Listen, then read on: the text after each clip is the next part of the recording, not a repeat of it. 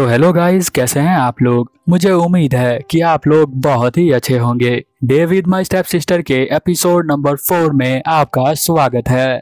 Episode में आगे जाने से पहले आपसे एक छोटी सी रिक्वेस्ट है कि प्लीज़ मेरे चैनल को सब्सक्राइब करें एंड मुझे सपोर्ट करें।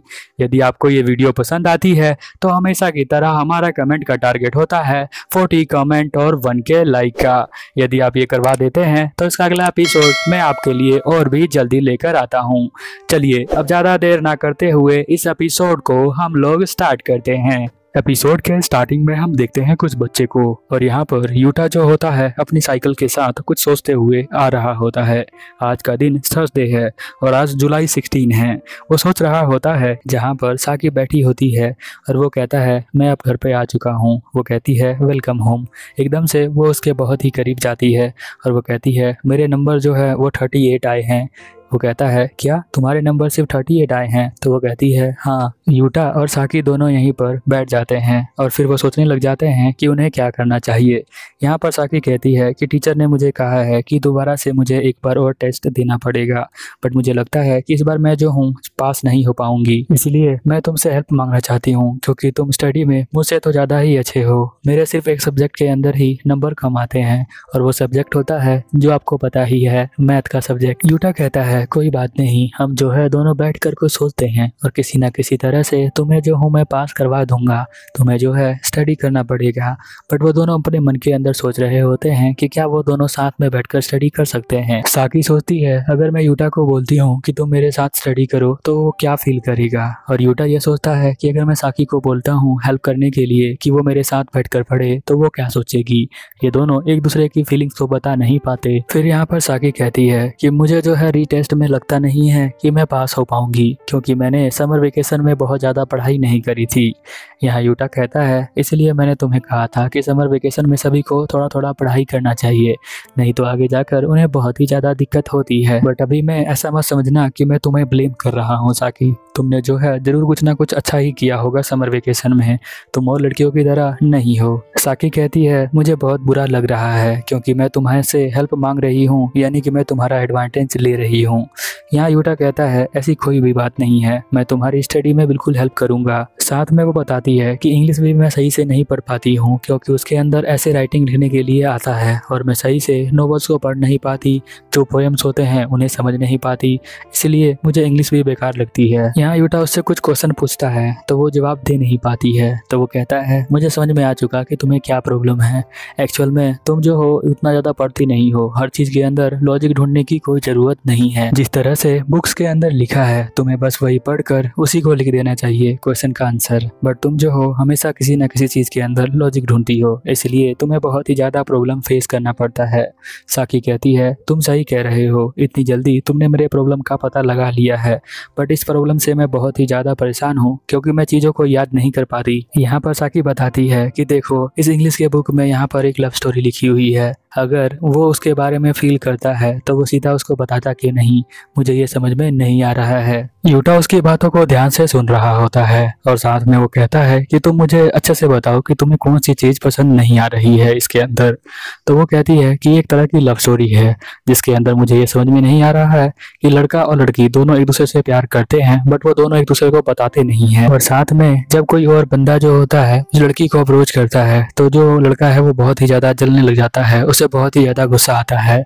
और उस लड़के को कोई और लड़की अप्रोच करती है तो वो लड़की जो है गुस्सा हो जाती है और बहुत ही ज़्यादा जलने लग जाती है, बट वो एक दूसरे को प्रपोज नहीं कर पा रहे हैं, पता नहीं क्यों। अब इस सवाल का आंसर मैं कैसे दे सकती हूँ। यूटा यहाँ पर समझाता है कि एक दूसरे को बताना बहुत ही ज़्यादा मुश्किल होता है, खासकर जब लड़का लड़की एक दूसरे से पहली बार प्यार करते हैं तो उन्हें बताने में बहुत ही ज़्यादा मुश्किल होती है।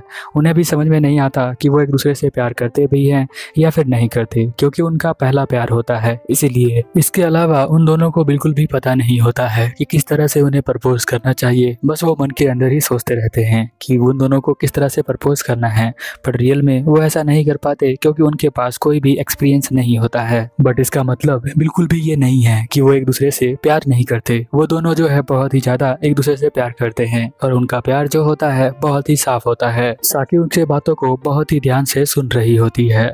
यहाँ पर यूटा कहता है कि अगर तुम इन सब चीज़ों को समझ नहीं पा रही हो तो तुम्हें जो है हिस्ट्री के अंदर तो और भी ज़्यादा दिक्कत होगी, क्योंकि वहाँ पर अलग अलग वॉर किए जाते हैं और उनका रीजन तुम्हें समझ में नहीं आएगा। इसीलिए मेरा तुमसे एडवाइस है कि तुम इसे जो है मेमोराइज कर लो। तुम्हारे पास अलग अलग ट्रिक होंगी अलग अलग सब्जेक्ट के लिए, उस तरह का ट्रिक यहाँ पर यूज़ कर लो, मेन पॉइंट्स याद कर लो और वही पेपर में लिख देना, तुम्हारे नंबर आ जाएंगे। वो कहती है इसे मैं ट्राई कर सकती हूँ, चलो मैं ट्राई करके देखती हूँ। साकी यूटा से पूछती है क्या लगता है तुम्हें, क्या मैं टेस्ट पास कर सकती हूँ दोबारा से? तो वो कहता है कि हाँ तुम बिल्कुल पास कर सकती हो, मुझे यकीन है। जब वो थोड़ी देर बाद चीज़ों को याद कर लेती है तो दोबारा से यहाँ पर यूटा उससे पूछता है तो वो चीज़ों को बता पा रही होती है। वो कहता है देखा तुम धीरे धीरे इम्प्रूव कर लोगी इसी तरह से। और फिर वो कहता है कि तब तुम जा सकती हो। साकी यहाँ पर कहती है तुम बहुत ही अच्छे हो, तुम एक अच्छे टीचर हो, और वो स्माइल करते हुए यहाँ से चली जाती है। यहाँ यूटा सोचता है मन के अंदर कि क्या वो स्माइल कर रही थी। यूटा यहाँ पर कंफ्यूज हो जाता है कि यहाँ पर साकी स्माइल कर रही थी या फिर नहीं कर रही थी। और अगली सुबह हम देखते हैं कि वो खाना खुद ही बनाने लग जाता है ब्रेकफास्ट में। वो कहता है कि तुम्हें जो है पढ़ाई पर ध्यान देना चाहिए और ब्रेकफास्ट तो मैं खुद ही बना लेता हूँ, तो कोई दिक्कत वाली बात नहीं है। ये सुनकर साकी मन ही मन बहुत ज़्यादा खुश होती है और फिर से पढ़ने लग जाती है। यहीं पर सीन चेंज हो जाता है और अगले सीन में हम स्कूल का सीन देखते हैं, जहाँ पर यूटा जो है अपने फ़ोन में कुछ दिख रहा होता है। तभी माया उसके पास आती है और कहती है अरे तुम यहाँ पर क्या कर रहे हो, साकी कहाँ पर है? यूटा कहता है अभी उसका टेस्ट का रिजल्ट आया था, उस टेस्ट में उसने बहुत ही कम स्कोर किया, इसलिए वो दोबारा टेस्ट के लिए प्रिपेयर कर रही है। वैसे तुम बताओ माया तुम्हारे टेस्ट में कितने नंबर हैं? माया जो होती है यहाँ पर थोड़े से मजे लेती है यूटा के। वो कहती है कि मैं तुम्हें बताना नहीं चाहती, मैं तुम्हें क्यों बताऊँ मैं अपने नंबर, क्या पता तुम मेरे नंबर सुनकर मेरा मजाक उड़ाओ। यहाँ पर यूटा कहता है नहीं ऐसा मैं बिल्कुल भी नहीं करूँगा, तो प्लीज़ तुम मुझे अपने नंबर बता सकती हो। वो कहती है कि हाँ मैं तुम्हें ज़रूर बताना चाहती हूँ।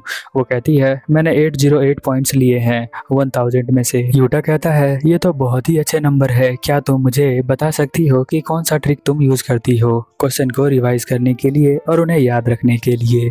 वो कहती है मैं तो हमेशा से ही पढ़ती रहती हूँ और मैं जो हूँ 90% हमेशा स्कोर कर लेती हूँ, एवरेज स्कोर मेरा यही है। यूटा कहता है पता नहीं साकी क्यों स्टडी कर नहीं पाती, मैं उसके लिए कोई ट्रिक देना चाहता हूँ, इसलिए तुम बहुत ज़्यादा पढ़ती हो तो तुम मुझे बता सकती हो कि तुम जो हो किस तरह से स्टडी करती हो स्मार्ट वे में, ताकि मैं उसे बता दूं और वो अपने टेस्ट में आसानी से पास हो जाए। माया कहती है तुम साकी के हेल्प के लिए तुम मुझसे पूछ रहे हो? यूटा कहता है हाँ बिल्कुल। तो वो कहती है कि साकी को ट्राई करना चाहिए पढ़ते वक्त म्यूजिक को, अलग अलग म्यूजिक जो होते हैं उन्हें सुनकर हमारा ब्रेन जो होता है वो एक्टिवेट रहता है, तो ये आइडिया तुम्हें जो है उसे देना चाहिए। यूटा कहता है कि तुम जो हो किस तरह के म्यूजिक को सुनती हो? तो वो कहती है मैं जो रिकमेंड करता है ऐप वही म्यूजिक मैं सुन लेती हूँ। ये जो है यहाँ पर म्यूजिक की जो बात कर रहे हैं वो जैसे एयर का साउंड होता है, वाटरफॉल का साउंड होता है, उस तरह के म्यूजिक की बात कर रहे हैं। इसके बाद वो यहाँ से चली जाती है। यूटा सोचता है ऐसे म्यूजिक तो बहुत सारे मिलते हैं ऐप्स के ऊपर, बट मैं जो हूँ उसे कौन सा म्यूजिक रिकमेंड करूँ, मुझे समझ में नहीं आ रहा है कौन सा म्यूजिक उसको बहुत ही ज़्यादा हेल्प करेगा उसे पढ़ने में। जब वो पार्ट टाइम जॉब करने के लिए जाता है तो वहाँ पर भी उसकी दोस्त होती है। वो अपने दोस्त से भी ये बात डिस्कस करता है कि उसकी बहन जो है वो सही से पढ़ नहीं पाती है, तो तुम मुझे बता सकती हो कि मैं जो हूँ उसे क्या एडवाइस दूँ कि उसे जो है पढ़ने में थोड़ी सी हेल्प मिल जाए? तो यहाँ पर वो कहती है मैं तुम्हें ज़रूर हेल्प करूँगी, बट अभी के लिए थोड़ा सा काम कर लेते हैं। यहाँ पर वो कहती है कि हो सकता है तुम्हारी बहन जो है पढ़ना ही नहीं चाहती हो, क्योंकि वो जो है लोग अपने ट्रू कलर्स को दिखाते नहीं हैं। हो सकता है वो पढ़ाई करने के लिए जाती ही नहीं हो, वो बाहर घूमती हो अपने बॉयफ्रेंड के साथ, ऐसी लड़कियां बहुत ज़्यादा ही करती हैं। यूटा कहता है नहीं वो ऐसा नहीं करती होगी। फिर हम देखते हैं वो जाकर सो जाती है क्योंकि उसे नींद आ रहा होता है, और फिर यूटा उसे देखता है और कहता है चलो मैं यहाँ से जा रहा हूँ। तो वो कहती है कि क्यों, तुम्हें मुझे मेरे हेल्थ के बारे में पूछना नहीं है क्या? तो वो कहता है कि नहीं मैं लेट हो रहा हूँ। फिर भी वो कहता है चलो ठीक है, तुम मुझे बता सकती हो स्टडी करने का कोई ट्रिक, तो मैं तुम्हारी हेल्प करूँगा क्योंकि तुम मेरी लिटिल बहन की हेल्प करोगी इसीलिए। तो वो कहती है ठीक है, और मेरे पास कोई चारा है नहीं, तो मैं तुम्हें एडवाइस दे सकती हूँ। यहाँ पर वो एडवाइस के तौर पे यही कहती है कि उसे जो है अलग अलग साउंड को सुनना चाहिए स्टडी करते वक्त, जो कि बहुत ही ज़्यादा अच्छा अच्छे होते हैं स्टडी करने के लिए, उसका माइंड जो है बहुत अच्छे से काम करेगा। तो वो कहता है कि किस तरह के म्यूजिक उसे सुनना चाहिए।